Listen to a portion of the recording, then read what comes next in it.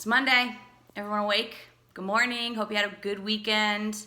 So really interesting article came out over the weekend about cell phone use in the classroom, which has been something that I talked last year about with administrators and school teachers every single time I went into a school. It was the biggest, hottest topic of conversation. It was something I was talking to parents about, that the progression of technology in the classroom has been kind of like this.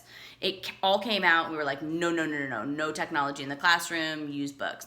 And then it started trickling into classrooms and we're like, this stuff can actually be kind of useful. So then the floodgates opened and I go into a middle school last year and into a 6th grade classroom, and literally these kids had 3 devices on their desks, right? Their own cell phone, a school issued device. I think it was a Chromebook or something like that, and then a tablet or a laptop. So they really have made their way into schools. I know my daughter, she's in 1st grade. They have a cart of iPads in her classroom as well that they can use during free time or that they use for different lessons and geography stuff. So even with the younger kids, these are in the classrooms.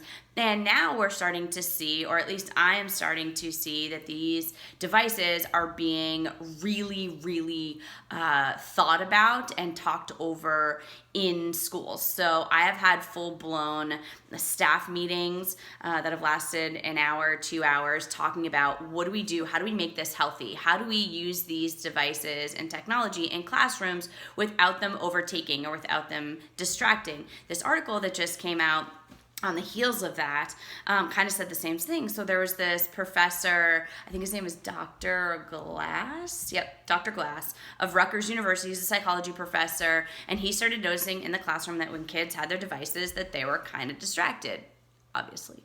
All right, so they did a study along with, I think there's a Stanford University study as well, where they took 2 kids, same class, and they gave half the kids devices, half the kids no devices, and they looked at the test scores. And what they saw was that obviously the kids with the devices had a half a test score less or something like that than the other kids. But so not that significant, but really interesting to note that this is starting to be a discussion, that how can we use this appropriately in classrooms, just like our homes, right? How do we use it appropriately to enhance our kids' lives, but not take over their lives, or our lives, adults, are not excluded from this either. So something that I think I will continue to talk about, I foresee this being a large discussion point in schools. I kick off my schools in about a week and a half, and then it's just craziness until the spring, which is a good thing. But this is going to continue to be a conversation this year. How do we make this